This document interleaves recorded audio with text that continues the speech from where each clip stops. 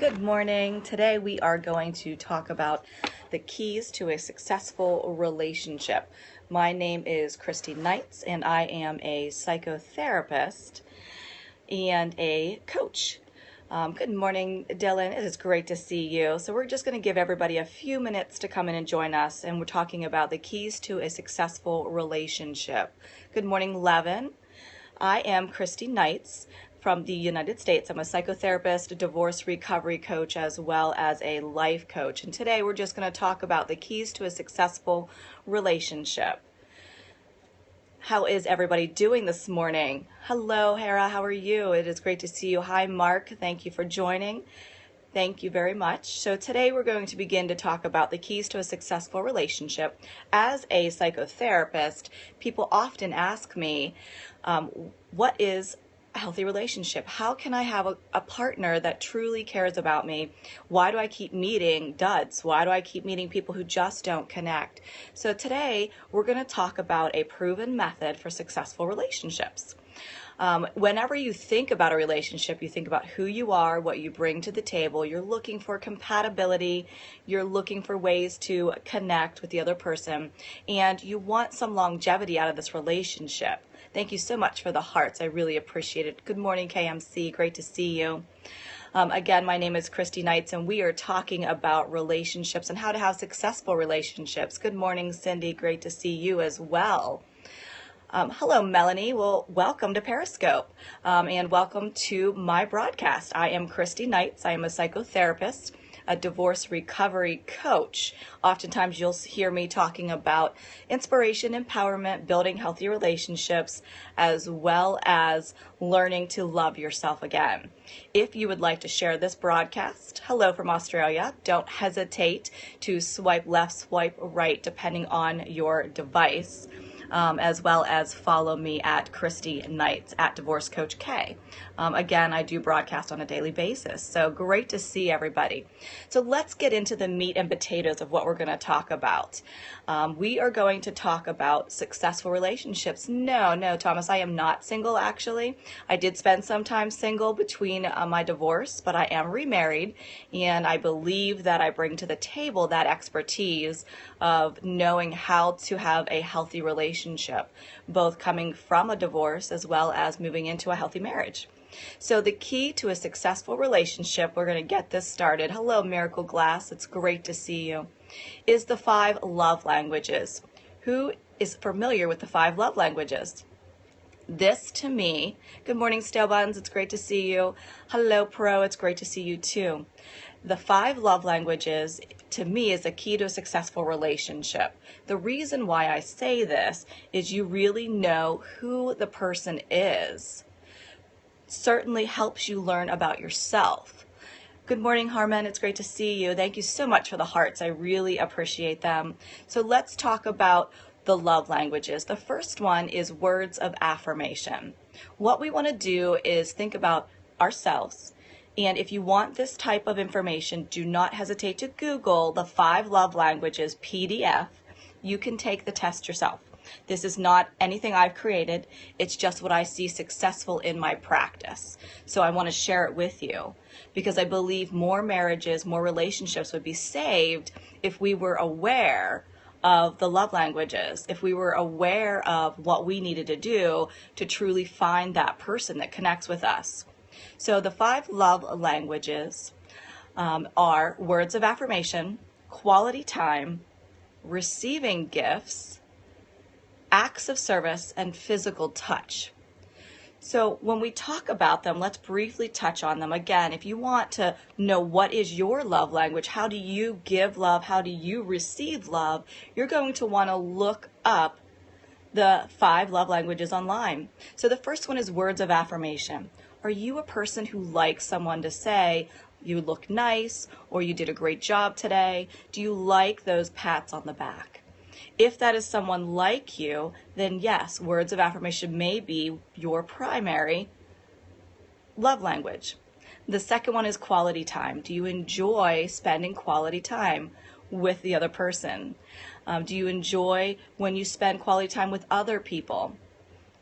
Or is it receiving gifts? Do you like to receive small gifts? Do you like to give small gifts as gestures of your love? The fourth is acts of service. Do you give back to other people by doing kind things for them? Or do you feel good and empowered in your relationship when people give and do something nice for you? Good morning, Dumanner. It's great to see you. Or physical touch is the fifth one. Physical touch is that we like to be hugged. We like to be snuggled.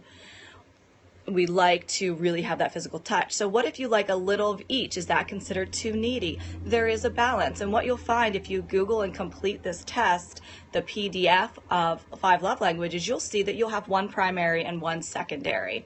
It'll teach you how you give love, and it'll teach you how you receive love. Why is that so important? So we have a spouse or we have a partner that their love language, their primary is physical touch. Your primary is words of affirmation. Here's the problem.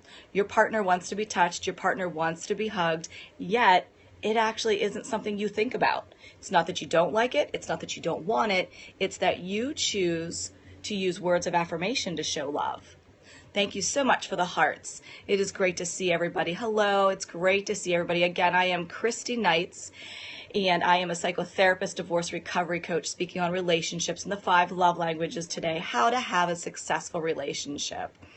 This is not only a PDF you can find online, but there are also books as well about love languages. Again, knowing your love language creates success. I myself personally, my love language is physical touch. Yes, we're talking about the 5 love languages. If you want to share this, please swipe up, swipe down, depending on your device. You can reach me at Christy Knights, Kristienights.com for additional information or to connect with me on Facebook. Thank you so much for the hearts. I really appreciate them. And we are talking about the 5 love languages and how to truly connect with a person.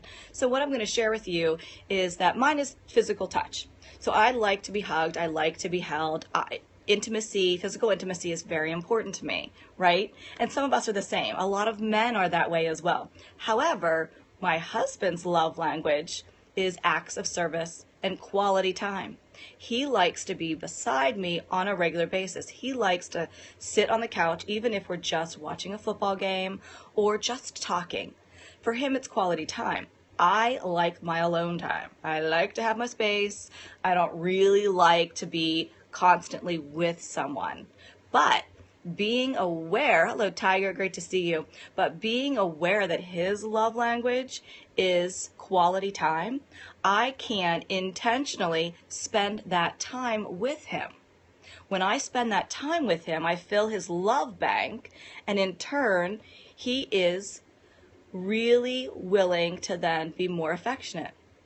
Hello Paulina and Alina.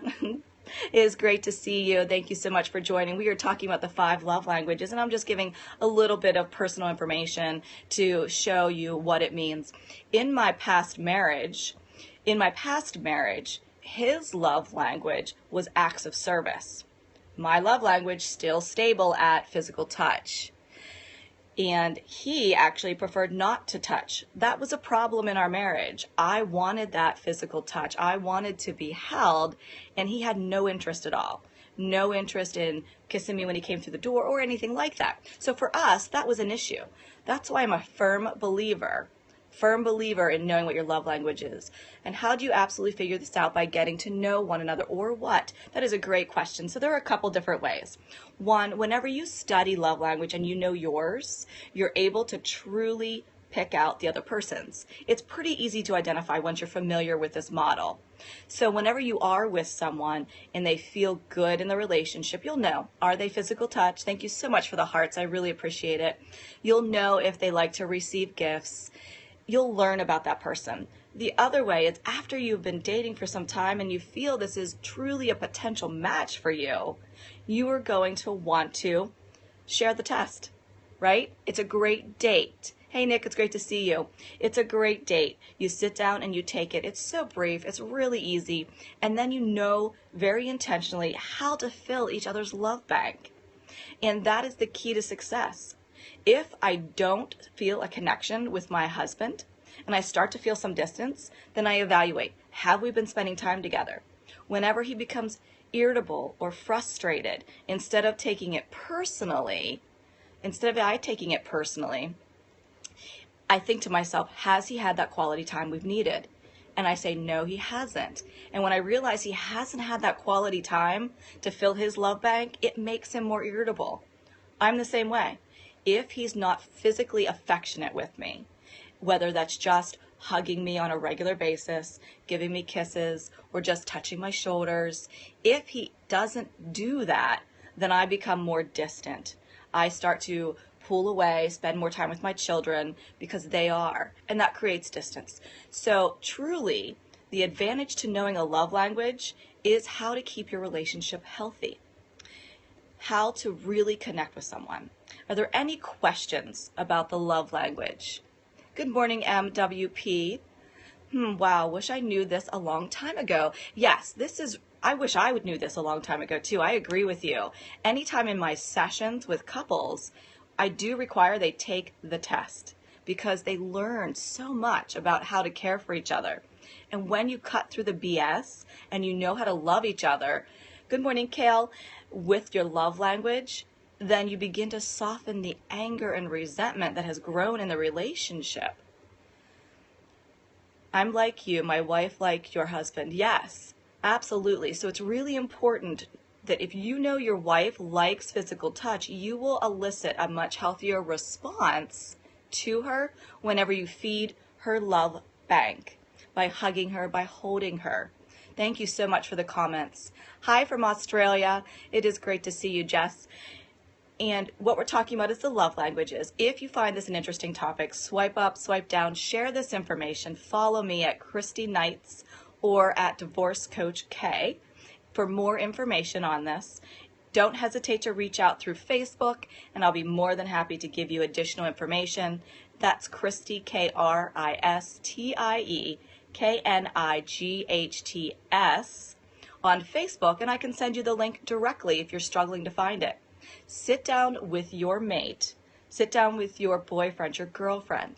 It's a 5-minute test. Learn how they like to love. Learn that connection. And you know what's even really cool is you can also do this with your children. I did this with my children as well. If I feel like I'm not connecting, I try to remember my son, physical touch, my daughter, quality time. So it's really important. Are there any questions about this? Anything you want to share? It is a beautiful morning in the United States. Thank you so much, Manuel, for joining. Bonjour, bonjour, thank you. How much sex should I have with my mate? This is a great question. You know, many times people ask, is my sex life normal? Well, when we look at the national average of normal, like what is normal, right? It is about an average of 1 to 2 times per week. If you are less than 1 to 2 times per week, then you begin to get a little concerned with that connection. Now, there are a hitch to that. If you and your spouse, as we age, we understand that the libido, the sex drive actually drops some, right? Because we get old. It is not unusual for 2 people to truly say to each other, we're good at once a week or we're good at twice a month, and it not drive a rift between your relationship. What's so important is that there's communication. What's so important is communication.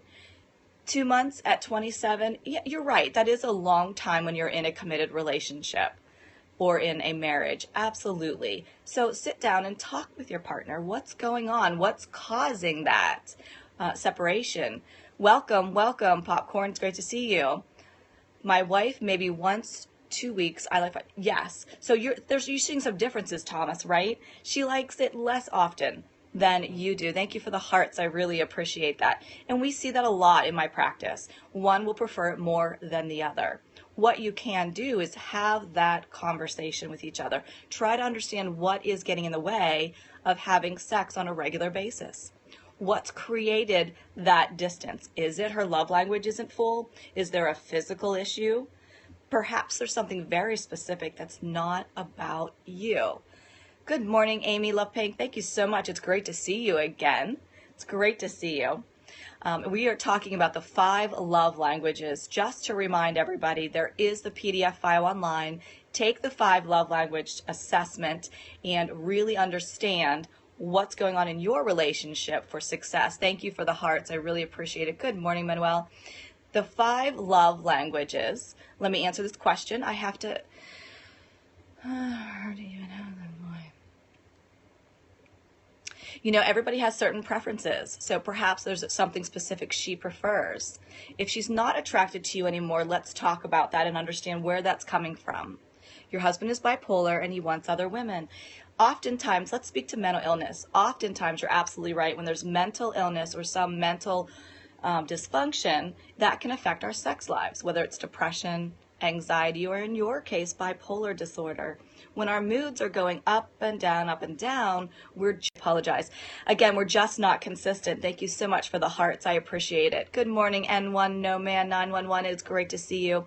Again, the 5 love languages: words of affirmation, quality time, receiving gifts, acts of service, and physical touch. It is the key to a successful relationship. When you know your partner that well and you know yourself that well, you can continue to fill each other's love bank. Hi from Ireland. It is great to see you this morning. Good morning, Leggett 3966. It is great to see you. I shared earlier that my love language is physical touch. It's really important in my relationships that I am hugged, that someone holds my hand, and my husband's is quality time. He wants us to be next to each other. So it's really important in your relationships to know that with each other, to really connect. And whenever you're struggling, not to be afraid to put it on the table. Don't be afraid to share what's going on.